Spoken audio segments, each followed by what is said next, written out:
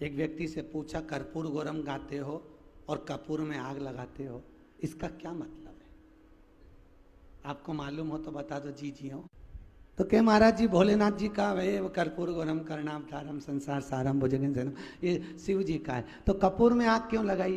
तो क्या कपूर जैसे ही तो भगवान शंकर है, इसलिए कपूर, तो मतलब शंकर जी में आग लगा रहे। क्यों लगाई? पूरी जिंदगी कपूर में आग लगाते लगाते बीत गई, तो कपूर में आग क्यों लगाई जाती है?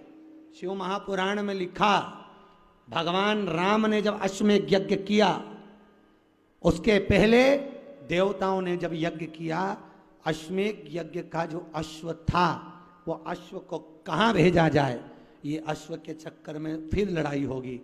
भगवान वशिष्ठ बाबा ने कहा, इस अश्व को कपूर का रूप देता हूं और कपूर के रूप में अग्नि में इसको समाहित कर देता हूं। भगवान राम ने वशिष्ठ बाबा से कहा, आप बताओ, ये कपूर अग्नि में डालोगे, इसका क्या फल होगा? भगवान वशिष्ठ जी ने कहा, आज मैंने अश्वमेध यज्ञ के अश्व को कपूर बनाकर अग्नि में डाला है, इसलिए जिसके यहां आरती के बाद में कपूर जलाया जाएगा, उसको एक अश्वमेध यज्ञ का पुण्य फल तुरंत मिल जाएगा। वो अश्वमेध यज्ञ का फल पाने के लिए कपूर लगाया जाता, और वो एक क्षण के लिए लगाया जाता है। जब तक कपूर जले तब तक थाली को नीचे नहीं रखा जाता, ये नियम है।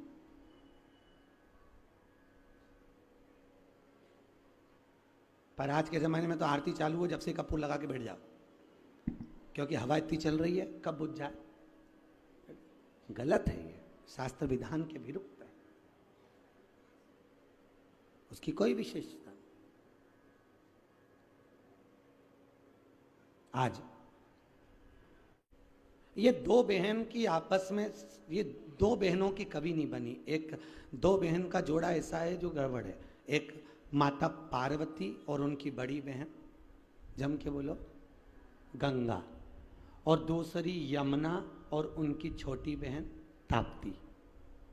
क्या नाम था? ताप्ती। ये दोनों की कभी नहीं बनी। गंगा ने, पार्वती और गंगा के बीच में विवाद हुआ, आपको कथा में सुनाया। ताप्ती और यमुना के बीच में भी विवाद हुआ। एक दिन यमुना जी का नियम था कि जिस समय यमुना के घाट पर भगवान रास करेंगे, उस समय पर यमुना ठाकुर जी के श्री विग्रह पर आए हुए पसीने को पोंछने के लिए जाएगी। पर आज यमुना का रूप रखकर ताप्ती चली गई, और ताप्ती ने जाकर भगवान के श्री विग्रह के पसीने को पोंछ दिया। तब यमुना जी आकर देखी तो मेरी छोटी बहन यहाँ खड़ी थी।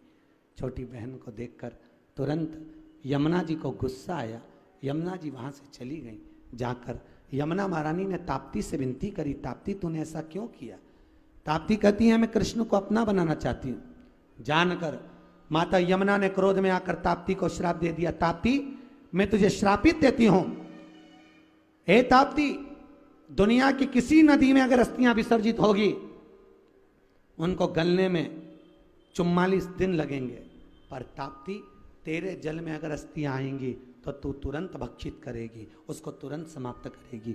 आज भी ताप्ती नदी में किसी अस्थियों को डाला जाता है तो मात्र 1.5 घंटे के अंदर वो अस्थियां जल के राख हो जाती है और पानी में बह जाती है, ताप्ती नदी। और आज के जमाने में जितना जितना जितना जितना जितना जितना डूबो,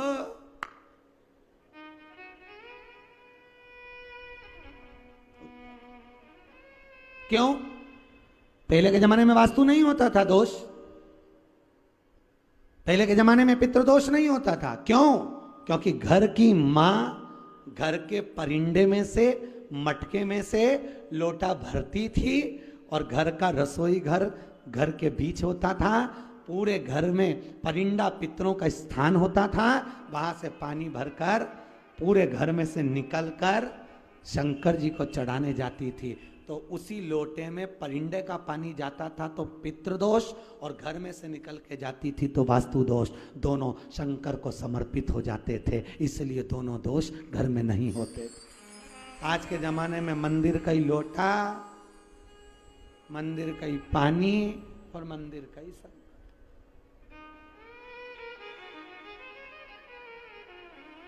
प्रयास करो, एक नियम आप भी चालू करो कि मैं अपने घर से थोड़ा सा पानी लेके भगवान शिव को चढ़ाऊं। तुम्हें बाथरूम बदलने की जरूरत नहीं पड़ेगी, बेडरूम बदलने की जरूरत नहीं पड़ेगी, तुम्हें किसी वास्तु शास्त्री को बुलाने की जरूरत नहीं पड़ेगी, और ना किसी पितरों की पूजन कराने की जरूरत पड़ेगी। आप अगर नियम बना लो कि घर के परिंदे से पानी भरना है और घर में से ले जाकर भगवान शंकर को चढ़ाना है, घर के शंकर को नहीं, बाहर शिव।